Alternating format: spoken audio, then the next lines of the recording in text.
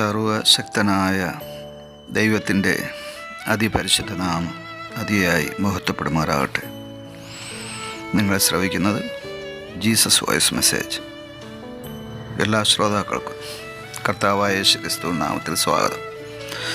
അല്പസമയ ധ്യാനത്തിന് ഒരു തിരുവചനം വായിക്കുന്നു. 1 പത്രോസ് അധ്യായം 5, 7, 8 തിരുവചനങ്ങൾ.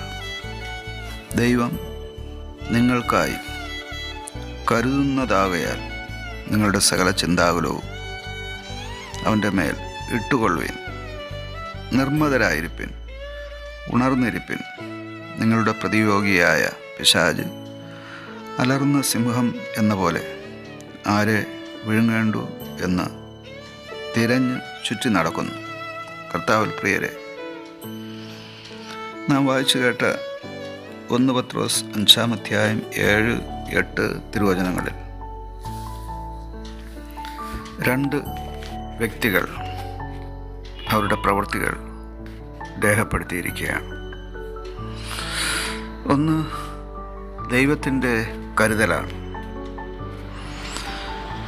ദൈവത്തിൻ്റെ കരുതൽ സകല സൃഷ്ടിയിന്മേലുമുണ്ട്. എന്തുകൊണ്ടെന്നാൽ ഈ മുഴുപ്രപഞ്ചത്തെ അവിടുന്നാണ് സൃഷ്ടിച്ചത്. അതുകൊണ്ട് തന്നെ മുഴു സൃഷ്ടിയുടെ മേലും, അഥവാ സകല ചരാചരങ്ങളുടെ മേലും, മനുഷ്യൻ്റെ മേലും ദൈവത്തിൻ്റെ കരുതലുണ്ട് എന്നുള്ളതാണ്. ആ കരുതലിൽ മനുഷ്യന് കാലാകാലങ്ങളിൽ ആവശ്യമായ ആത്മീയ ഭൗതിക വിഭവങ്ങൾ അഥവാ നന്മകളെല്ലാം നൽകുവാൻ ദൈവം വിശ്വസ്തനാണ്. ഈ വിഷയത്തിൽ നാം ഭാരപ്പെടേണ്ടതില്ല എന്നാണ് ഇവിടെ വചനം പറയുന്നത്.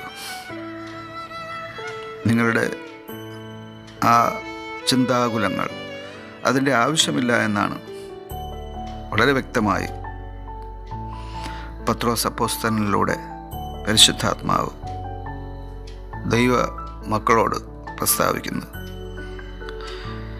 നമുക്കൊരു ദൈവമുണ്ടെന്നും ആ ദൈവമാണ് നമ്മുടെ സൃഷ്ടാവെന്നും ആ ദൈവം നമ്മോട് നിൻ്റെ ഭാരം എൻ്റെ മേൽ വെച്ചുകൊള്ളുക എന്നും പറഞ്ഞിരിക്കുന്നത് കൊണ്ട് നാം നമ്മെ തന്നെ സമ്പൂർണ്ണമായി ദൈവകരങ്ങൾ സമർപ്പിക്കുമ്പോൾ നമ്മുടെ ഭാരങ്ങൾ ഏതുമില്ലാത്തതാവുന്നു, അഥവാ അത് കർത്താവ് വഹിക്കുന്നു.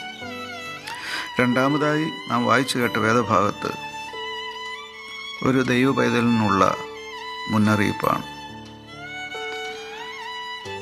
ഇവിടെ പ്രത്യേകിച്ച് സാത്താൻ്റെ വിഷയത്തിലാണ് ആ മുന്നറിയിപ്പുള്ളത്. അഥവാ പിശാച് മർത്യൻ്റെയും ദൈവത്തിൻ്റെയും ശത്രുവായി പ്രവർത്തിക്കുന്നവൻ.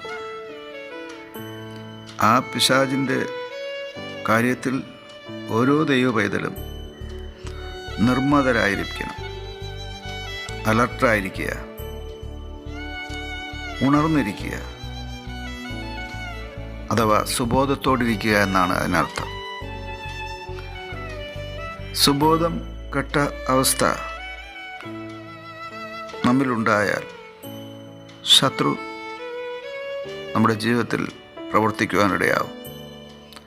അവൻ്റെ വരവ് അറുപ്പാനും മുടിപ്പാനും നാശത്തിനുമാണെന്ന് യോഹന്നാൻ്റെ സുവിശേഷം 10 അധ്യായത്തിൽ പറഞ്ഞിട്ടുണ്ട്. ശത്രുവിൻ്റെ ക്രിയകളെ തിരിച്ചറിയുവാൻ നിർമ്മതരായിരിക്കേണ്ടതുണ്ട്, ഉണർന്നിരിക്കേണ്ടതുണ്ട്, അഥവാ സുബോധത്തോടിരിക്കേണ്ടതുണ്ട്. നമുക്കറിയാം, ധൂർത്ത പുത്രൻ അഥവാ മുടിയനായ പുത്രൻ ചില വർഷങ്ങൾക്ക് സുബോധം കെട്ട അവസ്ഥയിലേക്ക് പോയി. അപ്പോഴാണ് അവൻ അപ്പനെയും അപ്പൻ്റെ വീടിനെയും അപ്പനിൽ നിന്ന് വാങ്ങിയ സകലത്തെയും നഷ്ടപ്പെടുത്തിയത്.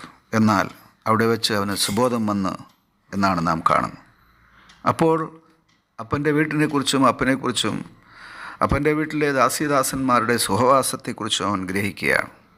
സുബോധം വീണ്ടെടുത്ത് തിരിച്ചുപോയി യഥാസ്ഥാനപ്പെടുകയാണ്. ഇവിടെ നമുക്കും ആവശ്യമായിരിക്കുന്നത് ദൈവത്തെക്കുറിച്ചും നമ്മുടെയും ദൈവത്തിൻ്റെയും ശത്രുവായ പിശാചിനെക്കുറിച്ചുമുള്ള ആ ഒരു സുബോധമാണ്.